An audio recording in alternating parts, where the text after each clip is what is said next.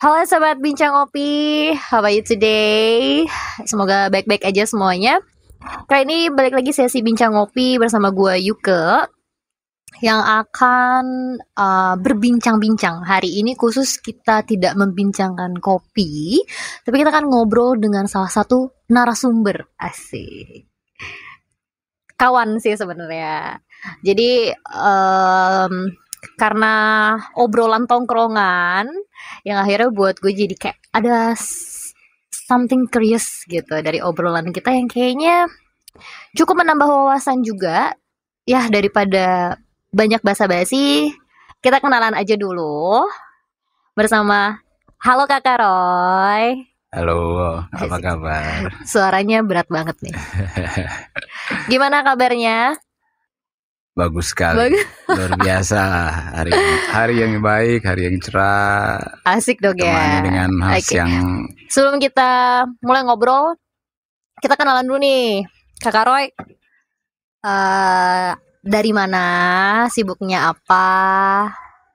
Biar teman-teman sobat-sobat Bincang Ngopi juga kenal sedikit nih soal Kakak Roy. Baik, sobat Bincang Ngopi semua, perkenalkan nama saya Roy. Okay. Saya berasal dari Papua. Dan pekerjaan saya sebenarnya kalau dibilang kerja nggak kerja tapi kerja. Iya benar. Nah, sibuknya apa saya kebetulan jualan kopi. Kopi tepatnya kopi Wamena, kopi Papua. Ya. Nah, ini yang menarik karena ini yang akan kita bahas, yang akan kita cari tahu. Karena dari gue sendiri sempat mengicipi ya, Kak Roy. Dan ternyata yang diproduksi oleh Kak Roy itu gak cuman kopi. Iya. Apalagi tuh Kak Roy, boleh dibocorin dikit gak? Apalagi sih selain produksi kopi asli Papua? Selain kopi asli Papua, saya juga membrewing beberapa varian minuman yang difermentasi dan ya hasil brewingnya salah satunya yang sempat Sista nyoba gitu. Iya benar. Jadi Kak Roy ini ada produksi minuman beralkohol. Ya betul. Alkohol. Yang difermentasi jadi asli produknya semua bahan-bahannya dari Papua, benar ya Kak Roy ya? Iya, base-nya dari Papua. Terutama kopinya juga. Ya. Dan betul gue sempet banget nyobain. Ya, rasanya tidak bisa diungkapkan dengan kata-kata. Asik. Excited ya. Iya. Yang awalnya gue sendiri tuh sebenarnya sensitif banget loh sama alkohol. Dan sempet ngobrol juga kita ya Kak Roy ya. Yeah. Tapi setelah mencoba mencicipi alkohol atau minuman yang diracik sama Kak Roy ini membuat saya mulai menyukai, jatuh cinta gitu sama alkoholnya. Dan uniknya lagi minuman yang diproduksi sama Kak Roy juga ada namanya masing-masing ya Kak Roy ya. Iya, varian. Kita bahas nih minuman-minumannya itu apa aja sih Kak Roy, fermentasinya itu apa aja. Nanti sebenarnya kita akan masuk ke culture-nya juga, tapi kita pengenalan dulu deh. Yeah. Jadi nanti kita tahu historinya tuh gimana. Boleh diceritain dikit nggak sih Kak Roy, produksiannya itu fermentasi dari apa aja? Bahan base yang dari Papua itu apa aja sih Kak Roy? Kalau base yang dari Papua itu yang pasti kopi. Bean yang di roasting dan di brewing. Terus ya perpaduan kopi dengan spirit. Oke. Jadi kalau produk yang saya buat itu ada untuk alkoholnya itu ada tiga varian. Yang pertama itu original, itu base memang taste-nya dominan di kopi, itu 20%. Sedangkan varian yang lain yang di luar dari kopi itu yang kedua itu moonshine. Dan yang ketiga yang menjadi favorit saya juga yang sempat Sista nyoba itu Labadios. Labadios. Ya, itu masing-masing 40%. Semua alkoholnya 40% ya Alkoholnya 40%. masing-masing. Nah, Oke. Dari Moonshinenya sendiri ini itu dari bahannya fermentasinya apa sih, Kak Roy? Kalau bedanya Moonshine sama Labadios gitu. kalau Munchen lebih ke citrus ya. Mm-mm. Ya, jadi kayak ada fruitinya juga Mm-mm. kayak gitu sih. Dan yang eksklusif itu sebenarnya di Labadios. Di Labadios. Ini orinya ya? Ya, Orinya Labadios. Labadios ini eksklusif bagi saya maupun yang mencicipi yang penikmat Labadios sendiri, karena ada perpaduan antara Papua dan Karibia. Wah, ini menarik nih. Lebih tepatnya saya bawa base dari karakter saya karena saya suka dengan Jamaika dan akhirnya saya mix dengan perpaduan base dari Papua dengan yang ada di Jamaika. Oke. Jadi di mix itu. Jadi dibilang ram iya, tapi dia lebih warnanya tuh kayak vodka, jadi benar-benar pure bening gitu ya. Bening gitu. Tapi rasanya rasa Wah, tambah. Iya. Ini banyak banget istilah yang menarik nih di Labadios karena ini ori banget kan. Nah, sekarang boleh dibantu diceritain nggak, Kak Roy? Labadios itu apa sih artinya? Labadios itu secara historikal mungkin banyak orang Indonesia sendiri maupun orang Papua sebagian besar mungkin belum fasih lah dengar kata Labadios ini. Labadios itu sendiri nama pertama, nama asli Papua di tahun 200 Masehi. 200 Masehi. 200 Masehi. Jadi nama sebelum jadi Papua ya. Papua masih jauh sekali. Iya benar. Ada beberapa perubahan nama sehingga sampai saat ini menjadi Papua. Jadi pertama kali di 200 Masehi itu adalah Labadios. Ya, Labadios itu seorang ahli geografis dari Yunani. Itu namanya tuh agak rumit lah. Ptolemy. Gitu. Ya, namanya Claudius Plotoneus. Tapi disingkat panggilan itu Ptolemy. Nah, dia memberi nama Pulau Papua secara keseluruhan dari Papua dengan masih satu pulau ya, Papua dengan Papua Nugini. Pulau ini tuh namanya Labadios karena pulau ini besar sekali. Itu dan Papua itu nama Papua sendiri itu mengalami beberapa perubahan nama dari 200 Masehi sampai 1500 Masehi. Itu. Jadi di tahun 500 Masehi, setelah 200 Masehi Labadios, masuklah bangsa Tiongkok untuk mencari rempah-rempah. Di tahun 500 Masehi mereka menyebut Pulau Papua itu dengan nama Tungki. Oh, mereka memberikan nama, istilah sendiri untuk Papua itu Tungki. Itu. Dan 600 Masehi itu masuklah kerajaan Sriwijaya. Oh, main sejarah nih kita ya. Jadi ini secara histori yang mungkin putus atau hilang. Itu yang nggak pernah kedengeran lah. Nggak pernah didengar ya, dan benar. Banyak orang yang kita pelajarin cuman masa penjajahan yang setelah masa penjajahan Belanda itu. Jadi dan berjalan dari tahun 600 ke tahun 700 Masehi.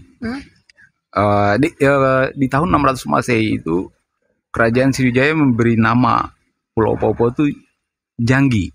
Dari bangsa Sriwijayanya sendiri. Dari kerajaan Sriwijaya. Nah, itu. Nanti setelah berjalan dari 600 ke tahun 700 Masehi, muncullah pedagang Persia. Pedagang Persia dan Gujarat dari India. Mereka memberi nama Papua itu Dwipanta. Ada dua nama yang diberikan. Jadi, dari Persia dan Gujarat. Dwipanta dan Samudranta. Ada artinya nggak tuh? Ya, menyebut nama Papua. Papua itu pulau ini, pulau dan ras ini, karena kenapa beda sekali itu dengan tempat di mana mereka berlayar untuk mencari rempah-rempah itu. Dan dari tahun 700 Masehi ke 1300 Masehi baru mulai masuk kerajaan Majapahit. Nah, kerajaan Majapahit juga memberi nama Papua itu menjadi ada dua sebutan istilah buat Papua itu sendiri. Itu yang pertama itu Wawin dan Stran. Ya, jadi gugusan pulau itu, gugusan pulau. Dan perubahan sampai di tahun di abad 14. Di abad 14 mulai didominasi oleh kerajaan Tidore. Kerajaan Tidore ini baru mulai, Papua ini mulai tersebar di seluruh Nusantara lah, Nusantara sekarang. Dan oleh kerajaan Tidore mereka memberi nama Papua itu menjadi Papaua. Ya, Papaua. Dan dari ternyata potong dikit nih, Kak Roy. Berarti Papua ini sudah banyak memiliki julukan dari masing-masing kerajaan-kerajaan yang sempat berlayar atau bisa dibilang menjajah nggak sih? Kalau menjajah enggak sih. Mereka hanya untuk mencari sumber rempah-rempah. Kebetulan di Papua, terus mereka memberikan istilah sendiri dari mereka yang datang ke sana. Karena setelah Kesultanan Tidore itu di Papua itu diduduki oleh bangsa Spanyol pertama.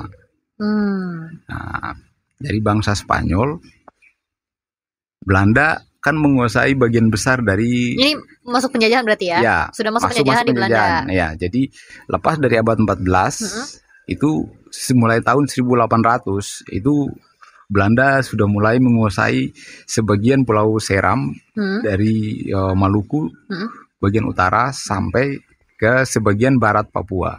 Nah, akhirnya Belanda menyusup di situ untuk masuk dan menguasai Papua, khusus pulau bagian tengah Papua, bagian barat Papua itu. Karena di bagian timur utara itu dikuasai oleh Jerman, sedangkan bagian selatan di Papua Nugini itu dibagi menjadi dua wilayah jajahan, Jerman di utara dan Inggris di bagian selatan. Jadi itu banyak ya di masing-masing bagian Papua itu ada negara yang menjajah. Ya, ada 3 negara. Ada 3 negara. Oke. Belanda, terus Jerman dan Inggris. Dan akhirnya ketika dominasi Inggris di wilayah timur ini akhirnya membuat suku Austronesia ini apa nih? Ini suku asli Papua waktu itu. Suku asli pertama kali. Ya, Austronesia. Namanya Austronesia. Ya. Nah, ini pasti banyak banget yang nggak tahu nih, ya kan? Suku pertama kali di Papua. Asli Papua adalah Austronesia. Menarik banget. Jadi gimana nih? Lanjut. Jadi suku Austronesia ini memiliki keunikan yang mengkhawatirkan bangsa Inggris waktu itu, karena pada zaman itu muncul istilah headhunting. Headhunting itu potong kepala. Oh, tradisi. Sebenarnya kalau bilang tradisi enggak juga sih. Cuman berawal dari peradaban bangsa Papua itu memang suku Austronesia ini kan akhirnya menyebar menjadi beberapa bagian di sub wilayah Pasifik, terutama di Melanesia, Polinesia dan Mikronesia. Suku Austronesia ini merasa terganggu dengan kehadiran negara-negara yang menjajah, terutama Inggris yang memasuki wilayah yang menjadi bagian penting dalam kehidupan mereka. Nah, akhirnya Inggris berupaya untuk membantai suku Austronesia ini. Jadi menyerang suku ini dan akhirnya masuk ke perbatasan Papua yang notabene dikuasai oleh Belanda. Dan akhirnya Belanda dengan Inggris membuat kesepakatan terkait dengan perlakuan terhadap suku Austronesia ini. Karena wilayah yang dimasuki ini berupa sungai, akhirnya dibuatlah perjanjian untuk menarik batas wilayah itu. Makanya batas Pulau Papua itu dibagi dua, itu tidak lurus. Ada lekukan di bagian selatan. Kalau tepatnya itu di Merauke. Ya, Merauke itu masuk di dalam, itu ada satu sungai, itu sungai besar. Namanya Sungai Fly itu. Jadi akhirnya karena bagian yang diambil ini lebih masuk ke bagian jajahan Belanda minta kompensasi untuk dia mengambil bagian yang di bagian selatan ini masuk ke bagian wilayah Inggris juga. Jadi lekukannya tuh agak begini. Cuman di peta itu kelihatan kayak lekukan terus lurus. Padahal enggak, itu ada masuk ke bagian wilayah Inggris juga di Papua Nugini. Seperti itu. Karena lekukan sungai. Ada 2 sungai di sana. Itu. Akhirnya ditemukanlah perjanjian itu. Jadi kalau kita lihat di peta Papua tuh kenapa nggak digaris lurus aja sih? Padahal karena ada satu peristiwa besar yang terjadi di zaman penjajahan itu. Nanti setelah proses penjajahan Belanda ini berjalan, barulah melalui PPKI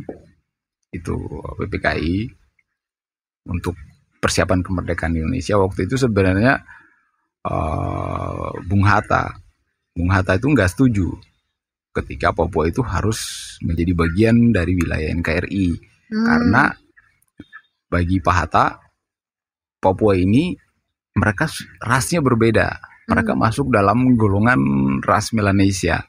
Jadi mereka itu tidak menjadi bagian penting dalam persiapan kemerdekaan ras Melanesia. Ya, jadi orang Papua itu masuk dalam kelompok ras Melanesia. Jadi di wilayah Pasifik, Papua sebenarnya kalau ras Melanesia itu dari Maluku sampai ke bagian Flores ke barat, termasuk Papua Nugini, Vanuatu, Fiji, itu masuk dalam kelompok Melanesia. Sedangkan nanti bergeser lagi ke arah timur, New Zealand dan beberapa Tatau, Samoa, ini mereka ini masuk dalam Polinesia, kelompok Polinesia. Sedangkan kalau ke bagian utara di Christmas Island, dan beberapa negara di sana, itu mereka masuk dalam kelompok Mikronesia. Jadi di Pasifik sendiri itu ada 3 ras, Melanesia, Polinesia, dan Mikronesia, seperti itu. Terus balik lagi tadi dari Labadiosnya itu sendiri adalah pertama kali sebutan Papua berarti. Ya, di tahun 200 Masehi. Jadi sebelum ada pelayaran, sebelum ada orang yang datang. Di tahun 200 Masehi itu ahli geografis dari Yunani itu namanya susah sekali, Plotonomi. Jadi dia ini sudah menggambarkan pulau ini dan memberi nama. Itu karena ada satu pulau yang unik, karena dari sisi ras maupun kekayaan alam itu luar biasa. Dan akhirnya dari apa yang digambarkan oleh Platonom ini akhirnya membuat banyak bangsa datang untuk mencari tahu pulau ini. Dan akhirnya ketika setiap zaman, setiap tahun bangsa-bangsa yang datang itu menyebut nama pulau ini dengan istilah mereka, dengan bahasa mereka. Ada yang mengadopsi dari beberapa wilayah untuk memberi nama, seperti itu. Oke. Bahas Papua nih atau Labadios. Ya. Sebenarnya apa sih ciri khas aslinya Papua? Kan kita ngomongin masalah banyak pergantian nama sehingga jadi Papua dari aslinya Labadios itu karena ada beberapa daerah atau yang datang gitu untuk mencari rempah-rempah ya kan ke Papua. Emang aslinya rempah-rempah apa sih yang sampai sebegitu menariknya gitu? Sehingga banyak banget yang datang ke sana dan banyak juga yang bilang unik. Ya benar kan ya? Iya. Jadi sebenarnya tadi ya belum finish dari sampai di Papua ya. Tadi kan baru sampai di masa ingin mengambil Papua ini masuk dalam wilayah NKRI. Jadi dari beberapa perubahan nama itu sampai muncul istilah Irian. Ya, Irian Jaya. Jadi itu ada dua bahasa daerah yang ada di sana di Papua sendiri yang diadopsi untuk memberikan nama itu. Jadi ada Iri dan An. Artinya? Kalau ada bahasa Papua sendiri itu apa sih bahasanya Papua? Maksudnya iya bahasa language-nya gitu. Papua itu memiliki 280 sekian bahasa, banyak sekali bahasa daerah. Sebanyak itu dijajah Papua? Iya, di Papua. Jadi agak susah ketika kita menerjemahkan dari satu bahasa. Nah, jadi kalau perubahan nama Papua itu contoh kayak di Irian sendiri itu ada dari bahasa Biak, Iri dan An, dan di Serui di Yapen juga Iri dan An itu dengan arti-arti yang berbeda. Tapi akhirnya melalui tokoh-tokoh Papua waktu itu mereka karena dilatih oleh beberapa sekolah Alkitab ya kayak semacam seminari sekolah keagamaan untuk ikut menjadi bagian di dalam meluruskan sejarah Papua ini. Memang aslinya Papua itu kepercayaannya tuh apa sih dari awal? Sebelum ada penjajahan ya. Kalau sebelum ada penjajahan kepercayaannya sebenarnya masih animisme lah itu karena belum ada kepercayaan apa-apa. Karena waktu mereka mulai kepercayaan dominan Papua itu sebenarnya di Kristen itu karena justru awalnya awalnya di tahun 1800 itu ada penjelajah dari Jerman namanya Otto dan Geisler yang membawa Injil terang ini datang ke Papua waktu itu. Jadi kalau kepercayaan Papua dominannya Kristen, Nasrani itu. Jadi setelah nama Irian ini terbentuk, akhirnya di tahun 63 itu resmilah Papua itu menjadi bagian dari Indonesia ketika referendum. Makanya namanya diberikan oleh Soekarno dan Pak Harto waktu itu juga. Disahkanlah akhirnya Irian Jaya itu. Nah, karena ada misi di sana waktu itu. Misinya apa? Pembebasan Irian Barat. Nah, jadi awalnya dari Irian Barat, baru diganti menjadi Irian Jaya ketika setelah referendum. Jadi awalnya Irian Barat karena Pulau Papua ini terbagi dua menjadi Barat dan Timur itu. Dan nanti berjalan sampai di tahun 99 ke 2000 itu baru muncul ide untuk merubah nama Irian Jaya menjadi Papua. Melalui otonomi khusus. Jadi pencetusnya itu termasuk banyak orang yang terlibat, tokoh-tokoh Papua yang terlibat. Kenapa dirubah lagi? Karena sejarah lagi ya? Papua ini sebenarnya nama yang sudah melekat dari dulu. Karena perubahan dari sebelum Irian Jaya itu Belanda memberi nama Pulau Papua itu New Guinea. Iya, Papua Nugini. Bukan, New Guinea. New Guinea. Ya, setelah yang kita tahu Papua Nugini. Ya, Sebelumnya New Guinea. Ya, New Guinea. Karena ketika bahasa apa itu? New Guinea itu sebenarnya bahasa Inggris. Bahasa Inggris. Jadi ada beberapa perubahan nama di Papua sendiri dan beberapa kota itu yang memang diberikan oleh Belanda waktu itu. Nah, jadi secara geografis Papua ini cukup unik lah, itu cukup unik. Sehingga jadi Papua sekarang. Ya. Masih Papua Nugini atau Papua sih?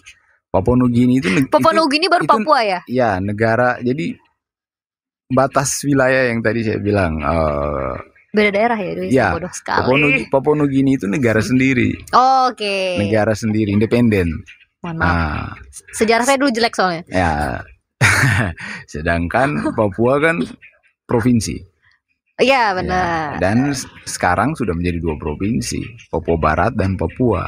Papua Barat di bagian kepala burung di bagian barat, sedangkan Papua di bagian timur, di tengah. Iya, benar-benar. Dan sampai sekarang pun setahu gue masih ada sisa-sisa penjajahan itu ya. Iya nggak sih Kak Roy? Kayak kalau peninggalan sejarahnya masih ada. Contohnya yang masih sampai sekarang masih terasa sekali penjajahan yang ada di wilayah Papua gitu, yang berdampak di Papua itu sendiri. Kalau yang berdampak udah nggak ada, tapi peninggalannya itu malah menjadi warisan dari situ sejarah sih itu. Contoh kayak di beberapa kota, kayak di Jayapura sendiri tuh Jayapura, ada ya benar. Dijadikan sebagai tempat angkatan militer khusus ABRI. Ya, itu nama tempat itu Douglas MacArthur. Douglas MacArthur. Ya, terus itu bekas penjajahan mana? Belanda. Douglas ya. Terus ada peninggalan Jepang juga di satu pulau di Biak. Itu Jepang membuat satu gua besar dari batu. Itu cukup besar dan mereka bersembunyi di situ untuk masih ada sampai hari ini.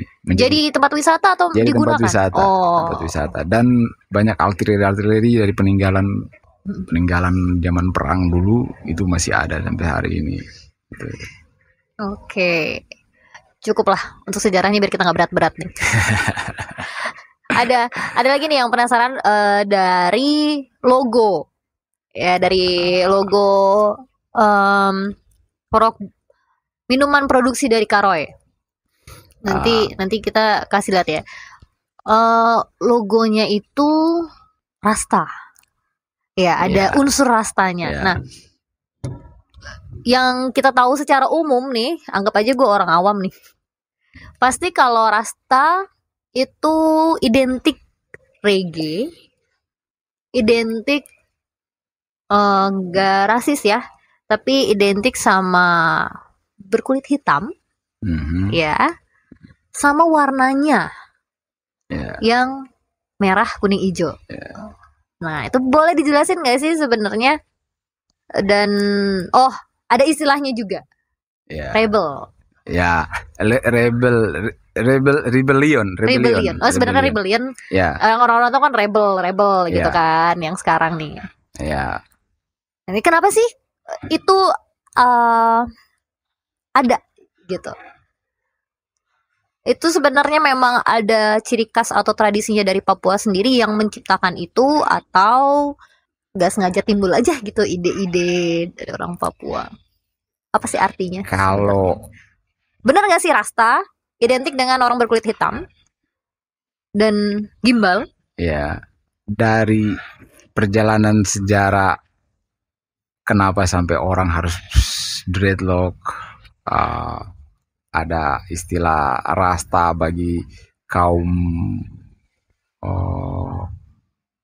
ras kulit hitam sendiri, karena ada alasan utama yang muncul itu, dan terutama warna dominan dari 3 warna ini, merah, kuning, hijau ini, ini yang memiliki konotasi positif.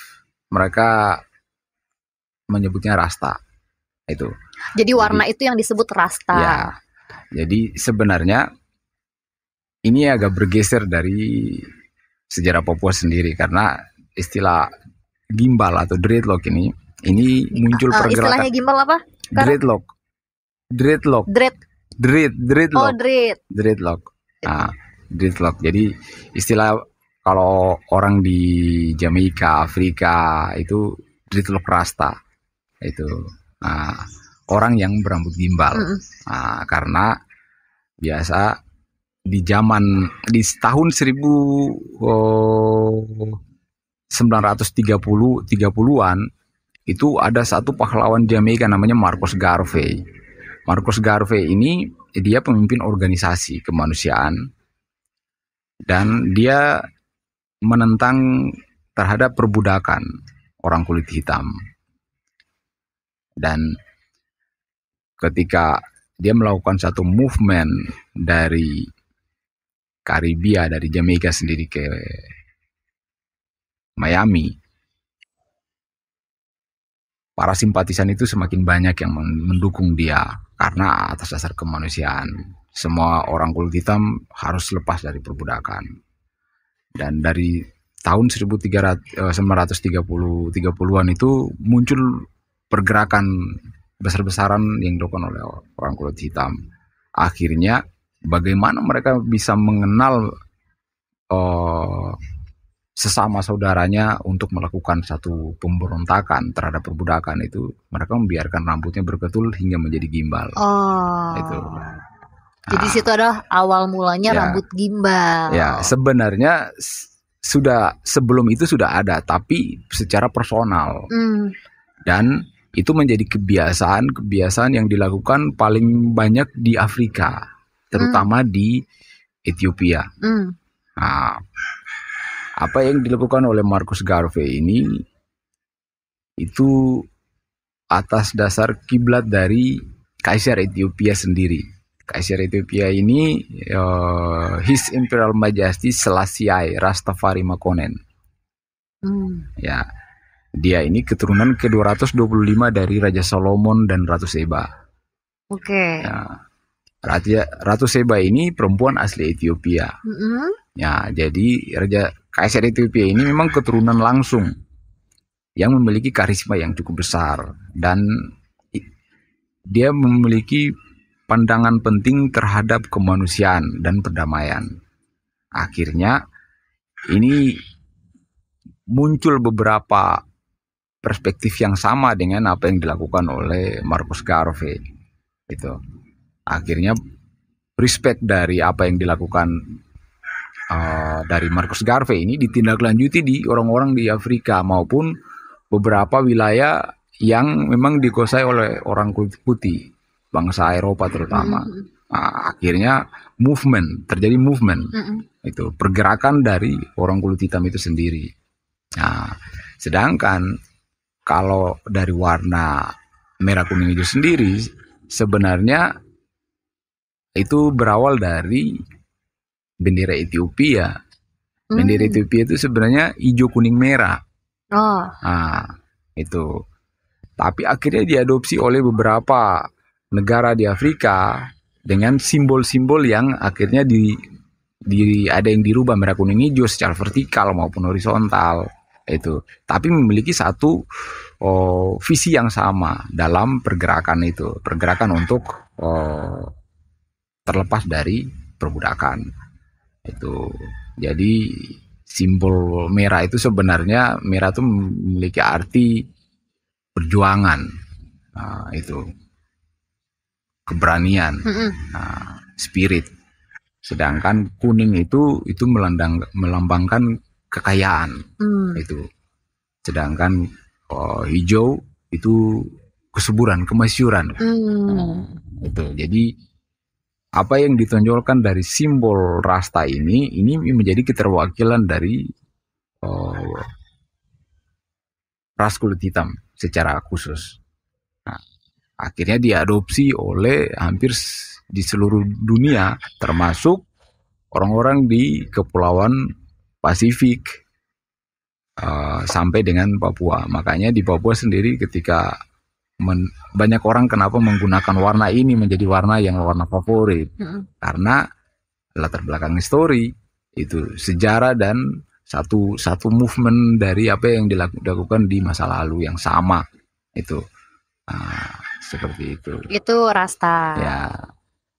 Sedangkan kalau Rebellion itu sebenarnya itu brand saya, dan itu satu sebutan mewakili karakter saya secara pribadi. Apa tuh? Dijabarin karakternya. Rebellion itu sebenarnya singa pemberontak. Singa pemberontak. Ya. Rebel Lion. Ya, itu Rebel Lion. Nama ini sebenarnya saya adopsi juga dari filosofi Rastafari. Itu simbol dari keagungan Rastafari itu ada di simbol singa, lion. Karena King Selassie, His Emperor Majesty, Rastafari Makonnen ini berasal dari keturunan Yehuda. Keturunan dari ke-12 suku Israel, dan suku Yehuda nih itu disimbolkan dengan singa. Akhirnya Rastafari ini tetap mengklaim bahwa I'm a lion of the tribe of Judah. Seperti itu. Itu rebellion. Ya, jadi akhirnya saya menerjemahkan itu berbeda dengan karakter saya. Saya seorang petarung, I'm a fighter, I'm a rebel. Akhirnya saya memberi nama brand saya ini Rebel Lion. Gitu. Terus kalau dari musiknya sendiri? Reggae. I love this. Itu identik banget kan. Emang apakah betul kalau reggae itu memang aslinya karena terbawa dari Rasta ini? Dari Papua kah atau justru beradaptasi? Reggae. Karena semuanya berkesinambungan, ya. Gitu kan. Reggae itu sama dengan unity. Reggae itu sampai hari ini dalam catatan sejarah tidak ada orang yang tahu reggae itu udah berasal dari mana. Termasuk kalau saya sendiri, orang bilang dari Jamaika, dari Afrika. Tidak ada orang yang tahu persis. Karena musik ini dimainkan di banyak tempat di belahan dunia. Betul. Tapi yang memainkan musik reggae dengan benar itu orang Jamaika. Oke. Itu. Dan orang Afrika. Tapi orang-orang di Kepulauan Pasifik juga memainkan musik yang sama secara tradisional. Reggae ini sebenarnya satu musik pemujaan terhadap Tuhan Sang Pencipta. Itu. Jadi dia lebih musik yang memang sakral. Tapi dalam perkembangan dari peradaban ke zaman ilmu pengetahuan, reggae ini memiliki perkembangan yang luar biasa. Itu. Akhirnya tokoh sentral yang punya pengaruh dalam dunia reggae di dunia itu Bob Marley. Iya. Ya. Akhirnya, tapi sebelum zaman Marley sudah ada orang yang melakukan itu, tapi cuma sebatas di wilayah itu. Akhirnya tidak terpublish. Iya, betul. Itu. Tidak menyebar luas. Ya. Akhirnya Bob Marley lah yang membuat reggae ini ternyata menyeluruh sampai seluruh dunia. Bob Marley menerjemahkan reggae itu dengan benar. Karena reggae itu seperti saya sampaikan, reggae itu musik yang sakral. Reggae itu berisi tentang pesan. Jadi sama seperti syair yang dinyanyikan di kidung, di gereja dan beberapa tempat ibadah. Reggae itu sebenarnya satu bentuk spiritual. Itu satu bentuk spiritual.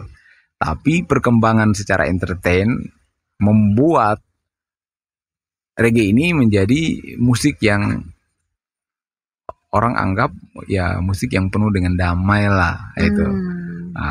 Karena reggae sendiri kalau di Afrika, di Afrika terutama ya, di Jamaika, orang memainkan reggae itu dengan mengkonsumsi marijuana. Nah, ini menarik itu. Nih. Jadi ada bagian-bagian yang menjadi satu healing spiritual. Itu karena mereka bisa merasakan kenikmatan hidup yang diberikan oleh Yang Maha Kuasa itu dengan mengkonsumsi marijuana sebagai bentuk meditasi. Itu bukan fun. Nah, tapi ya kembali lagi dalam perkembangan zaman, marijuana ini akhirnya memiliki banyak tempat di mata publik. Betul. Itu karena dari dulu marijuana sendiri digunakan sebagai obat tradisional, medication. Sebetulnya itu. Sebenarnya itu. Tapi orang Rastafari selain sebagai obat, tapi sebagai bentuk spiritual. Untuk meditasi. Ya, meditasi. Sama kayak orang di Tibet melakukan meditasi, atau orang di beberapa negara yang melakukan itu. India terutama. India pun sama. Mereka melakukan hampir mirip dengan apa tradisi yang dilakukan oleh orang kulit hitam di Jamaika maupun di Afrika. Itu. Mereka juga mengkonsumsi marijuana. Itu. Sekalipun mereka itu seorang pendeta. Karena memang dengan tujuan yang benar. Tujuan yang benar, bukan fun. Untuk healing, untuk meditasi. Itu. Tolong didengar ya sobat-sobat Bincang Ngopi. Jadi jangan salah Betul, jangan salah mempergunakan. Karena memang riset pun membuktikan bahwa marijuana ini adalah salah satu obat. Betul. Marijuana itu punya banyak manfaat. Selain obat, untuk minyak, tekstil, dan banyak obat kanker, apalagi kalau secara medis itu untuk beberapa penyakit kronis, itu TB, itu bisa diobati dengan marijuana.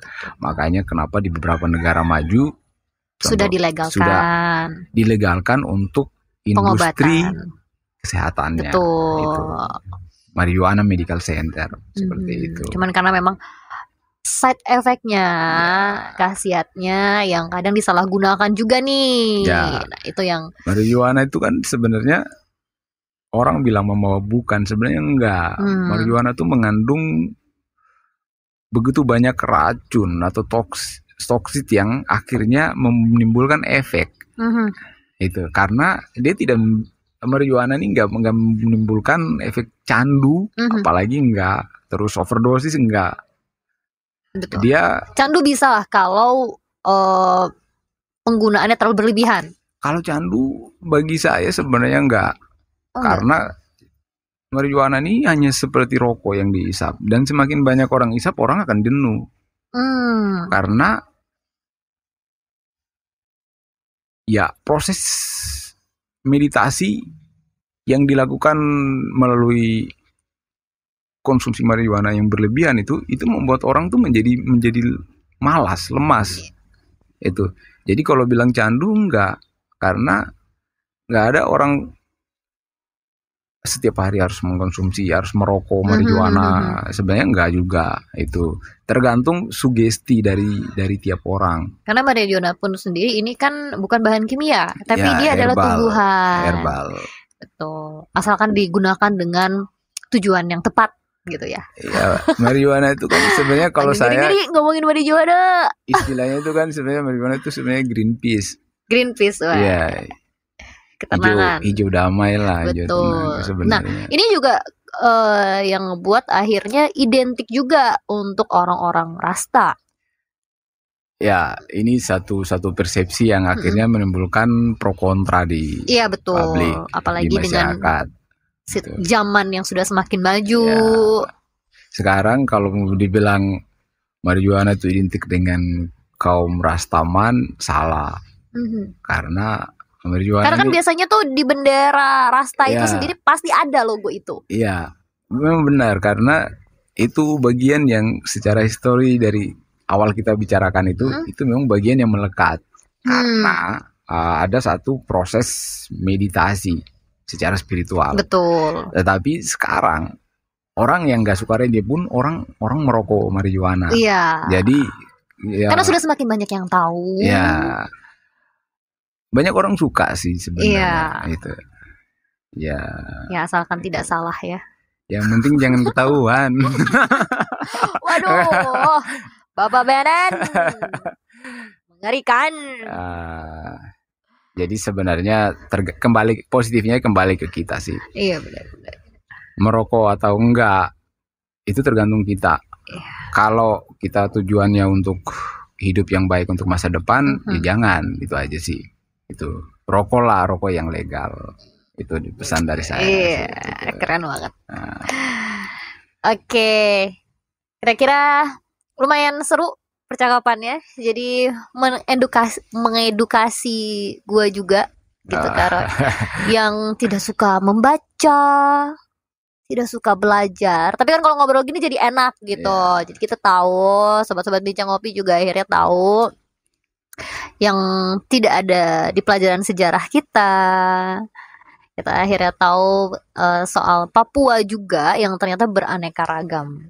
Ya, itu mungkin bagian yang secara garis besarnya, karena kalau kita ngomongin Papua, saya pikir kan ada lebih banyak lagi.